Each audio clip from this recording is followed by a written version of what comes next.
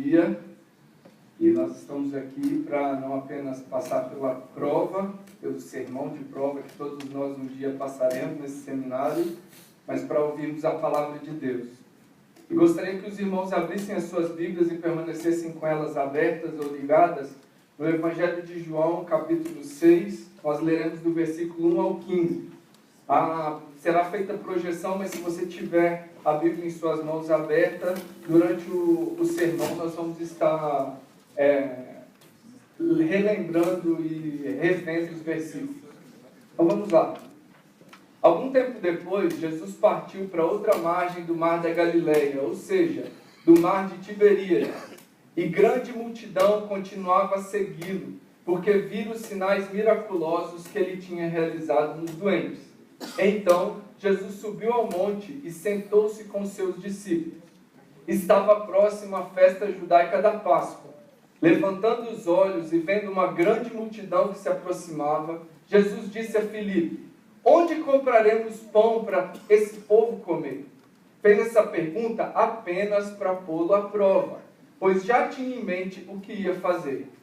Filipe lhe respondeu: 200 denários não comprariam pão suficiente para que cada um recebesse um pedaço.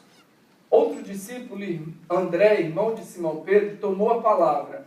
Aqui está um rapaz com 5 pães de cevada e 2 peixinhos.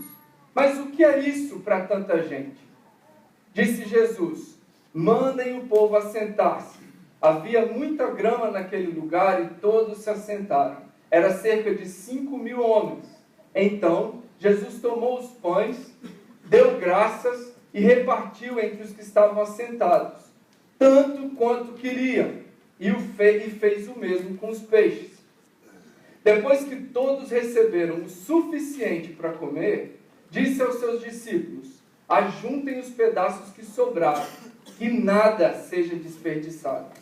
Então, eles os ajuntaram e encheram 12 cestos com pedaços dos 5 pães de cevada deixados por aqueles que tinham comido. Depois de ver o sinal miraculoso que Jesus tinha realizado, o povo começou a dizer: sem dúvida, este é o profeta que devia vir ao mundo. Sabendo Jesus que pretendiam proclamá-lo rei à força, retirou-se novamente sozinho para o monte. Nos últimos anos, um quadro no Fantástico fez muito sucesso, chamado Chefe Secreto.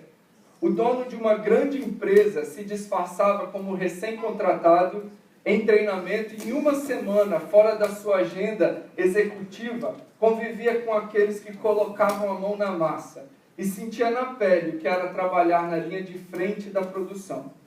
O interessante era ver as atitudes dos empregados diante daquele que era o seu empregador. Muitos mostravam uma dedicação exemplar ao serviço. E o chefe secreto se emocionava quando conhecia as suas lutas pessoais. Porém, alguns deles cometiam deslizes graves, como, por exemplo, enrolavam o tempo de trabalho, não se empenhavam, arrumavam jeitinhos para resolver os problemas, além de não cooperarem com os outros. Eles não tinham ideia de quem estava diante deles. Aquele que mantém toda a organização funcionando, com o poder de contratar ou demitir, de oferecer melhorias no trabalho ou até mesmo aumentar os seus salários. Eles não sabiam, de fato, com quem estavam convivendo e compartilhando as suas vidas naquela semana. É exatamente isso que observamos nesse texto que acabamos de ler. Aquele por meio de quem todas as coisas foram feitas, agora está no mundo que ele mesmo criou, mas o mundo não o reconheceu. Nos próximos minutos vamos percorrer essa narrativa e o meu desejo é que nós possamos ver a glória daquele que se tornou carne e habitou entre nós. Vamos investigar mais esse sinal de João para perceber com quem e diante de quem nós vivemos. Nós estamos vivendo. Gostaria de orar nesse momento mais uma vez. Pai, em nome de Jesus, estamos agora diante do Senhor e pedimos a iluminação do Teu Espírito nesse momento em que temos a Tua palavra exposta, Pai. Que o Senhor fale conosco, que a Tua palavra transforme a nossa vida para que sejamos discípulos e discípulas do Senhor em missão nesse mundo, em nome de Jesus. Amém. Essa passagem trata do único milagre de Jesus que aparece nos 4 evangelhos. E os motivos são esses. Nenhum outro milagre foi tão público e teve tantas testemunhas oculares como esse.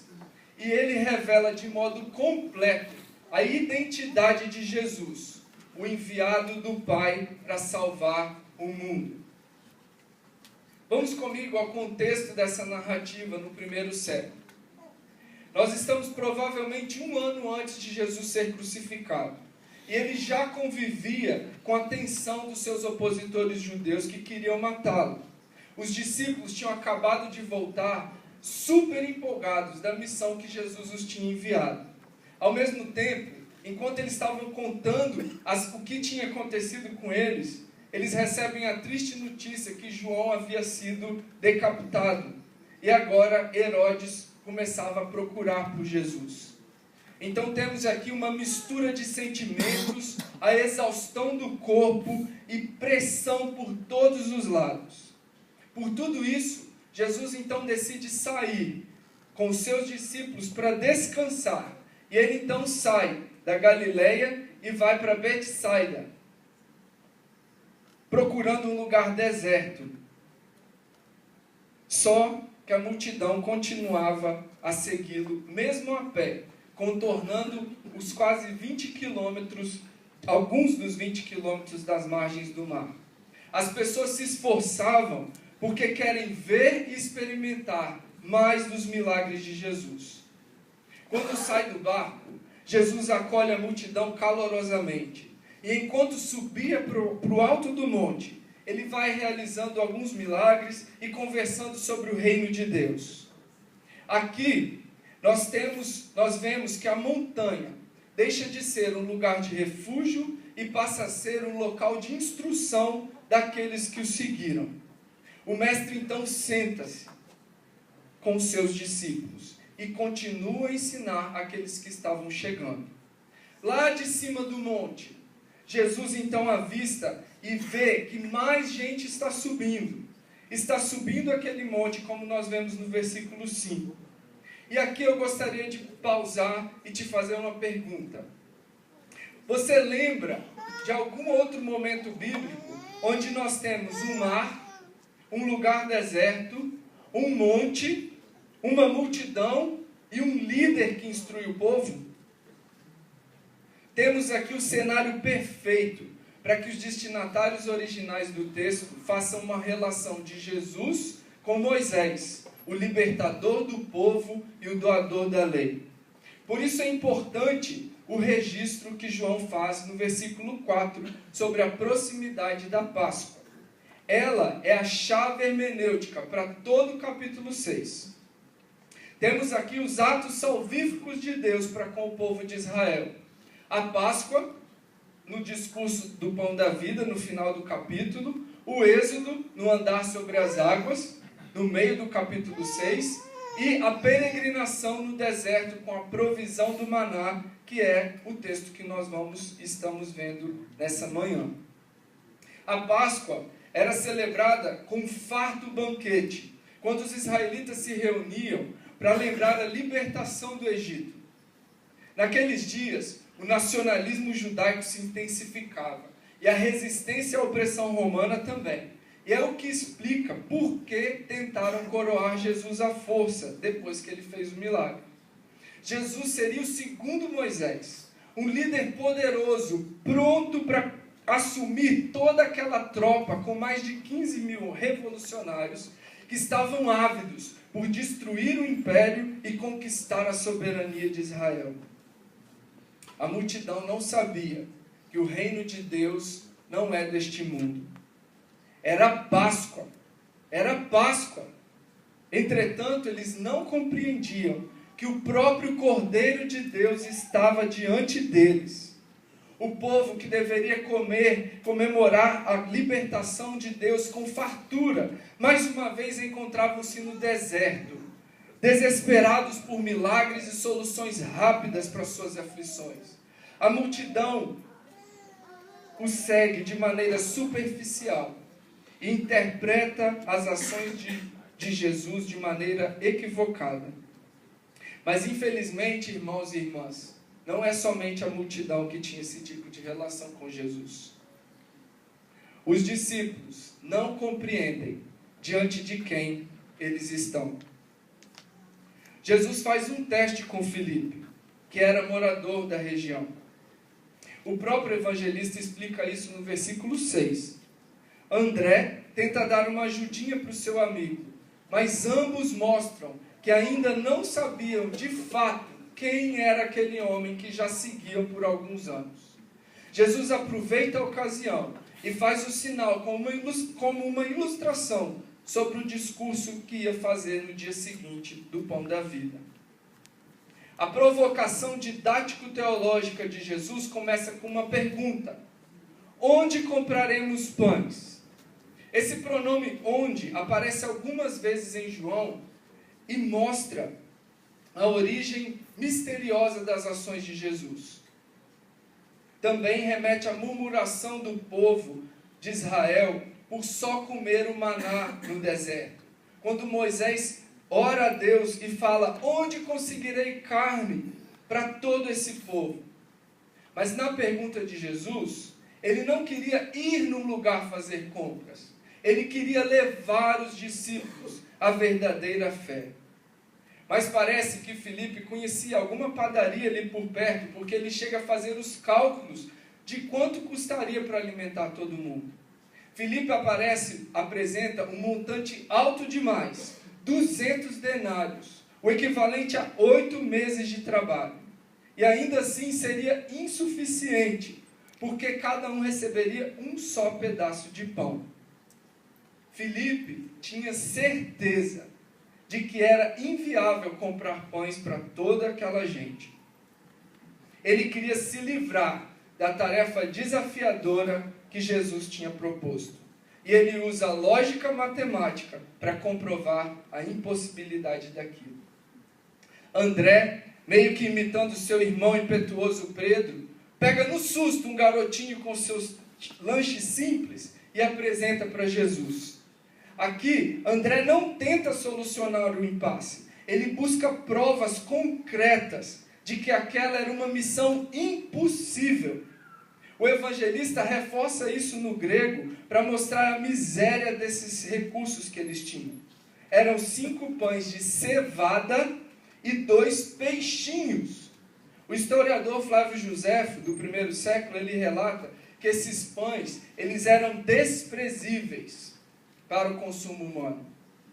Os pães de cevada era a comida dos mais pobres, eram como uns bolachões bem finos, assados, e os peixes eram bem pequenos, em conserva, numa espécie de conserva, e como parecido com as nossas sardinhas de hoje. André então defende Filipe com um argumento: o que é isso para tanta gente? Humanamente, não há de onde tirar tanta comida para aquela multidão. Os discípulos de Jesus não compreendem diante de quem eles estão. Você se identifica com a multidão e vê Jesus como um Messias político para solucionar os problemas sociais e as injustiças da nossa época? Ou talvez fica mais adequado para nós, seminaristas, nos colocar no lugar de Filipe e André? Queria que refletisse comigo. Como você reage diante de uma situação impossível de resolver com seus próprios recursos? Calculamos e medimos racionalmente todas as variáveis para acharmos uma solução, o que é bom e saudável da gente fazer. Mas adicionamos o poder imensurável de Cristo na contabilidade das nossas escolhas e na resolução dos nossos problemas? Não. nós não compreendemos diante de quem estamos vivendo. Mais de 200 anos se passaram. Mais de 2.000 anos, se passaram. E ainda multidões buscam apenas milagres e bênçãos materiais. Não nos deve surpreender templos superlotados das pseudo-igrejas que prometem curas e prosperidade. O povo continua buscando Jesus porque vê os milagres miraculosos, não por causa de quem Cristo é. E como a multidão retratada por João era para ser um povo livre e satisfeito no Senhor, mas continuam famintos num deserto existencial, presos ao sistema e valores desse mundo.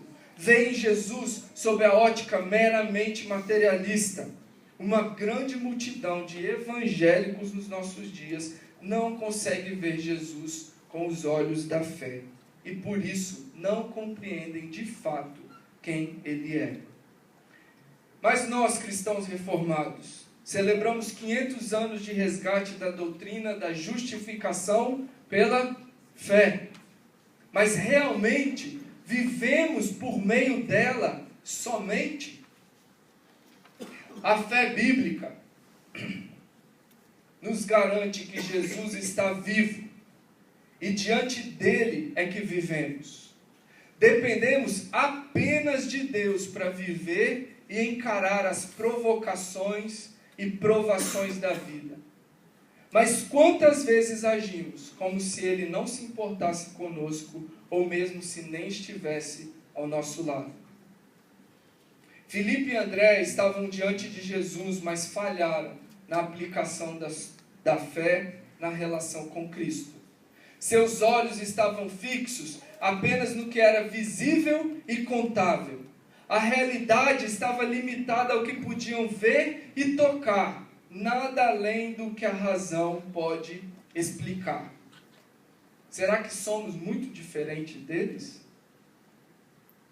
Para onde recorremos quando surgem os impasses? Os nossos familiares, os nossos amigos? Onde está a sua segurança para o próximo ano, na sua ordenação, caros amigos do 4º ano? De onde vem a sua provisão todos os meses? Do suor do seu rosto? Alguém aqui está preocupado com o tamanho da igreja que vai pastorear, com o valor da côngrua que vai receber? Quem nós buscamos para solucionar os nossos problemas? O pastor? A nossa esposa? Creio que ainda hoje, muitos não compreendem diante de quem estão vivendo. Numa pequena igreja no interior de Minas Gerais, Deus chamou o jovem Tobias para o campo missionário. Ele era muito ativo na igreja, mas a sua comunidade nunca tinha enviado ninguém nem para o seminário. Quem dirá para o outro lado do mundo ou para fora do país? Era um desafio e tanto para a pequena igreja, sem dúvida alguma. Para dificultar o projeto de Tobias, a crise financeira chegou no país. Isso deixou o cenário ainda mais instável para a manutenção do seu trabalho entre os hindus no norte da Índia. Nos preparativos, a igreja buscou fazer tudo o que Tobias precisaria. Fez parceria com uma agência missionária muito experiente na região, que daria todo o suporte ministerial para ele. Mas começaram a surgir algumas dúvidas e medos entre aqueles líderes da comunidade.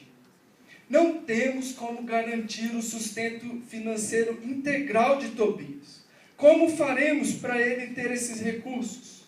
E se Tobias sofrer algum acidente, adoecer ou até morrer? Então, Jesus trouxe apoiadores de outras igrejas e cidades.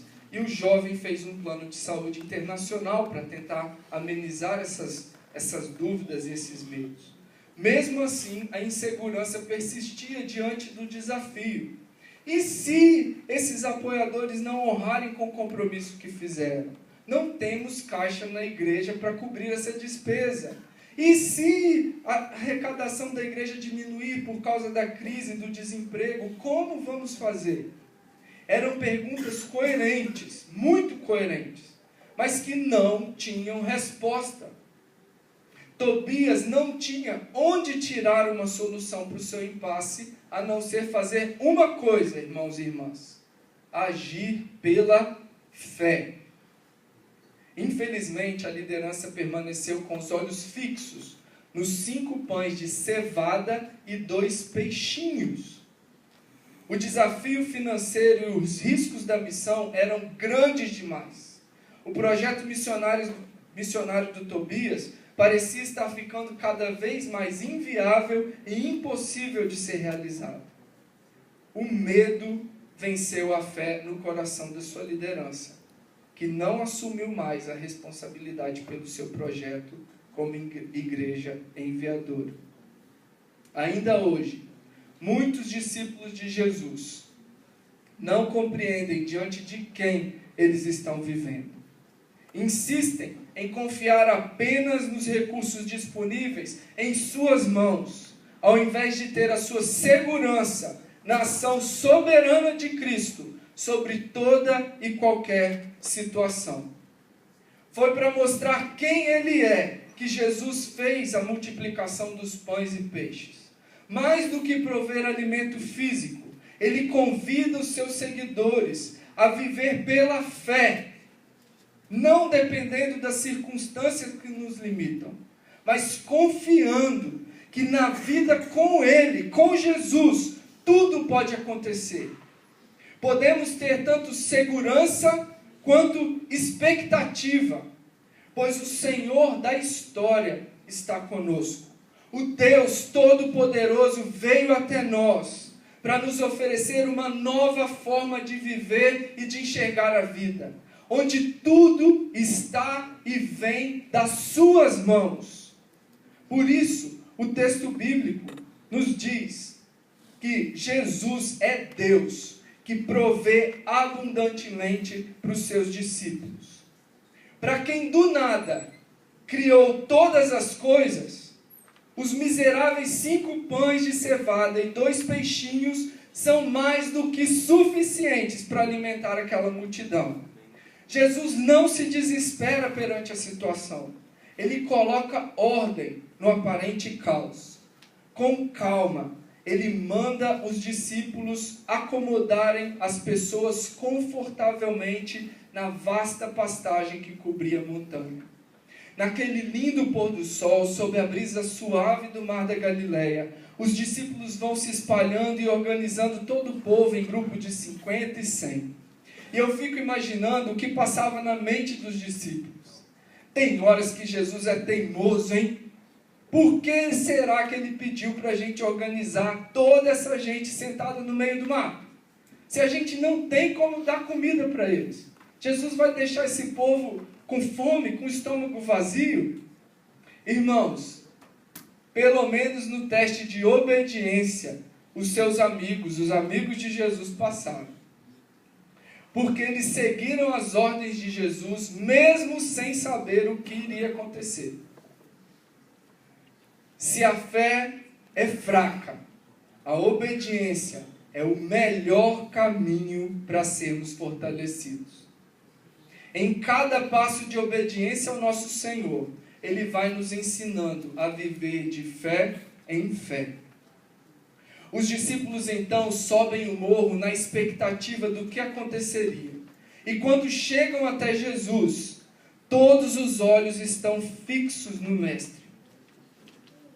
Perante o silêncio das pessoas, Jesus então pega os pães de cevada, olha para o céu azul, e todos ouvem a sua voz, fazendo uma oração, agradecendo a Deus por ter aquele alimento em suas mãos.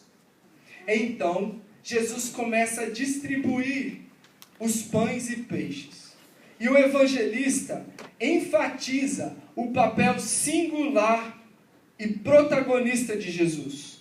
Desde o início ele sabia o que iria fazer: entregar nas mãos de uma multidão de famintos o alimento multiplicado, o pão multiplicado direto das suas graciosas mãos. O chefe secreto está sendo revelado aos seus seguidores. As pessoas as pessoas recebiam quantos pães elas queriam. A abundância de pães é um traço típico escatológico e messiânico. Após uma tarde de ensinamentos e conversas desafiadoras, a multidão podia celebrar com fartura a providência divina. Enquanto os pães e peixes chegavam até eles, a alegria, entusiasmo, euforia iam tomando conta daquele lugar. Uma grande festa, um banquete se formou a partir dos 5 pães para os 5.000 homens. Era a Páscoa com Jesus, o Deus que provê abundantemente para os seus discípulos. Enquanto os que calculam os custos para cada um receber um pequeno pedaço de pão permanecem limitados pelas impossibilidades terrenas, Jesus dá extravagantemente tanto quanto se quer aos que esperam nele. Enquanto uns olham para o que tem em suas mãos, na perspectiva sufocante dos seus medos e insegurança, Jesus transforma qualquer recurso em oportunidade para realizar um milagre de vida, comunhão e fé. O povo ia celebrando o sinal que não apenas viram, mas agora saboreavam o melhor sanduíche das suas vidas. Jesus dá uma segunda ordem aos seus amigos: ajuntem os pedaços de pão que sobraram, que nada seja desperdiçado. Quando Jesus supre a necessidade do povo, há abundância e não desperdício. Afinal, o pão da vida disse: a vontade daquele que me enviou é essa, que eu não perca nenhum de todos os que me deu. É interessante, pois os 12 amigos de Jesus voltam com 12 cestos cheios de pão. A festa termina com mais alimento do que começou. E os discípulos que agiram com ceticismo e descaso diante do chefe secreto, agora refletem as atitudes que tiveram. Um cesto para cada um deles carregar pelos próximos dias, e assim lembrar que Jesus é Deus que provê abundantemente para os seus discípulos. Ele se ofereceu como sacrifício pascal definitivo pelo seu povo. E a comunidade joanina podia confiar o seu futuro nas mãos provedoras de Jesus. Por meio dessas mãos viria não só o alimento, mas a própria redenção, a ressignificação das suas vidas. Jesus não dá só o pão, ele é o próprio pão. Jesus é o pão partido e distribuído que chegou até nós, para que eu e você pudéssemos ser satisfeitos e livres diante de Deus e do mundo. Temos acesso a esse pão que tem sido multiplicado pelos séculos, até hoje, para desfrutarmos a nova vida plena e abundante em Cristo. Eu sou o pão da vida que desceu do céu. Se alguém comer desse pão, viverá para sempre. Este pão é a minha carne que darei pela vida do mundo. Irmãos e irmãs, só existe vida no mundo por causa desse pão. Nessa manhã, somos chamados a depositar total confiança nas mãos do Senhor, porque Jesus é Deus que provê abundantemente para nós hoje. Após a queda, a sentença de Deus, que Deus decretou ao primeiro Adão foi: com o suor do seu rosto você comerá do seu pão até que volte à terra, visto que dela foi tirado, porque você é pó e ao pó voltará. Cristo veio até nós e com o suor do rosto dele nos proveu o pão que sacia não só a fome, mas garante a vida eterna. Percebam a abundância da redenção em Jesus. ele define a vida eterna em João 17,3, que te conheçam o único e Deus verdadeiro, e a Jesus Cristo a quem enviaste. Nesse sinal, irmãos e irmãs, temos a manifestação do poder criador de Jesus, semelhante com a transformação da água e do vinho. Temos a tipificação do corpo e sangue de Cristo quando nós juntamos esses dois sinais. Jesus afirma que se comermos a sua carne e bebermos o seu sangue, permaneceremos nele e ele em nós. O relacionamento com Jesus precisa ser suficiente para enfrentarmos as nossas inseguranças e as nossas incertezas. Precisa ser suficiente para encararmos os impasses e as impossibilidades dos nossos dias. Ele quer que adicionemos o seu poder o seu poder ilimitado nas nossas contabilidades. E não só olharmos para o que temos em nossas mãos. Somos convocados para fixar os nossos olhos no autor e consumador da nossa fé. Algo interessante precisamos compreender aqui, ao lermos a narrativa de João. Nos seus textos, conhecer é diferente de crer. A fé antecede o verdadeiro conhecimento. E esse conhecimento é apreendido na experiência e participação do discípulo. Isso é muito interessante, porque não é por acaso que os sinais sempre começam com uma provocação de Jesus, por exemplo, no nosso caso, onde compraremos pães, e com o envolvimento didático dos discípulos. No nosso caso, organizar o povo na montanha e ajuntar os pedaços que sobraram. Portanto, conhecer a Deus tem a ver com o movimento dos discípulos de se lançar num relacionamento de plena confiança em Jesus, seguindo as suas instruções, apesar de não sabermos o que poderá acontecer. É viver pela fé, para conhecermos mais o chefe secreto que estamos convivendo. Então me responda, onde estão os recursos para você realizar o seu ministério? Nas suas mãos? Na sua capacidade intelectual, relacional ou até mesmo criativa? Quem somos nós diante do tamanho da tarefa que recebemos do Senhor? Muitas ovelhas complicadas para a gente pastorear na nossa cidade. Milhares de pessoas que resistem, que ignoram o Evangelho no Brasil. E pelo menos 3 bilhões de pessoas no mundo que nunca ouviram falar de Jesus Cristo. Reconheçamos, se dependermos de nós, temos apenas migalhas de pão para oferecer à multidão de famintos à nossa volta. Ou até mesmo nem isso.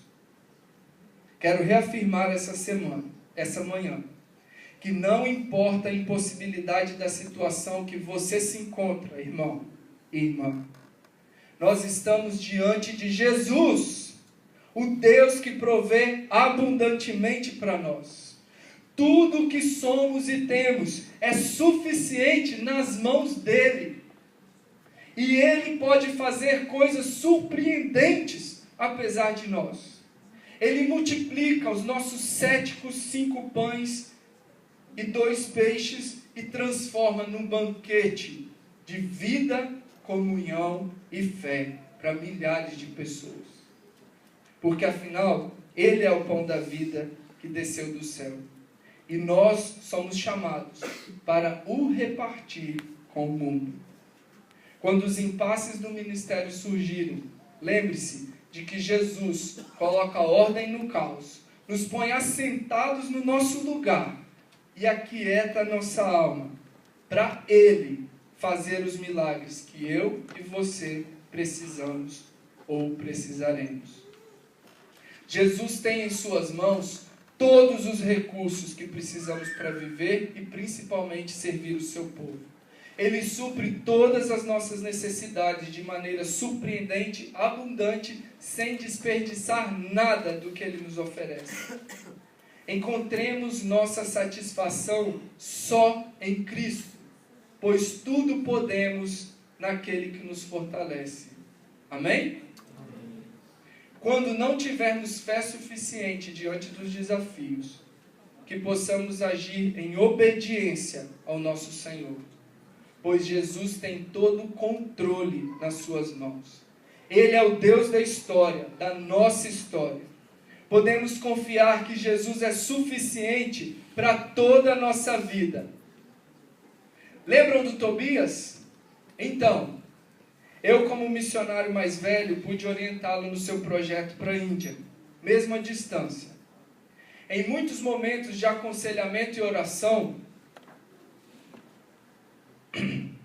mostrei ao jovem que apesar das incertezas, impossibilidades e barreiras que estava enfrentando, ele deveria crer que o próprio Senhor Jesus estava diante dele e o chamava para ir e pregar o Evangelho. Essa realidade de fé era suficiente para ele agir e seguir em frente. Infelizmente, irmãos e irmãs, Tobias não foi enviado pela sua comunidade de fé. Mas vimos o milagre da provisão e cuidado de Deus acontecer mais uma vez. Porque Jesus não só levou Tobias para a Índia, como os 5 pães e 2 peixes que sua vida representa diante do tamanho do desafio que ele vive lá, está multiplicando. Hoje ele trabalha com evangelismo e discipulado nas escolas de Udaipur, usando o esporte como estratégia de conexão com milhares de jovens indianos que estão sendo saciados pelo pão da vida. Tobias foi sem garantias financeiras, mas decidido a agir em obediência, dando simples passos de fé. Hoje, ele conhece um pouco mais de Jesus. Ele não só confia, mas tem certeza de que Deus supre com abundância e nada lhe falta. Pois Cristo tem todo o poder em suas mãos. Precisamos, como igreja, crer de fato nisso, se quisermos realizar o ministério com integridade e cumprir a missão com seriedade. Crer em Cristo e obedecer os seus mandamentos são 2 coisas que não podem ser separadas. Não existe fé verdadeira sem obediência e nem obediência verdadeira sem a fé. A fé pode parecer arriscada.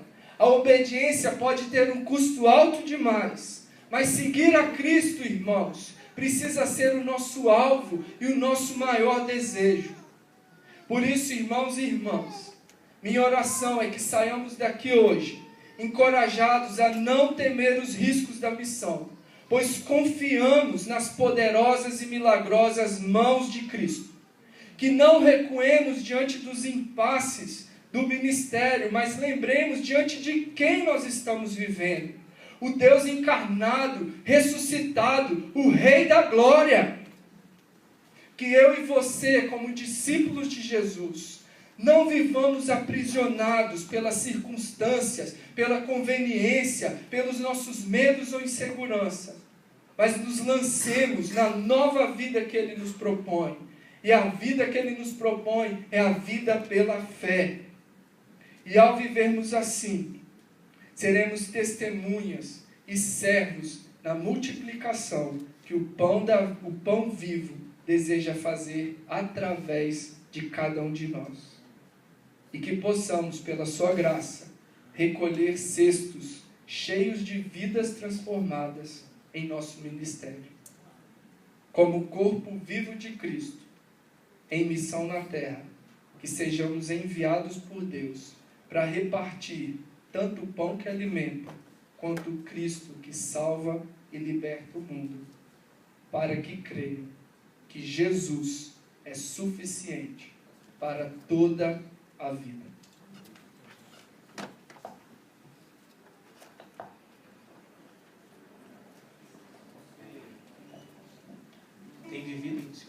vida em confiança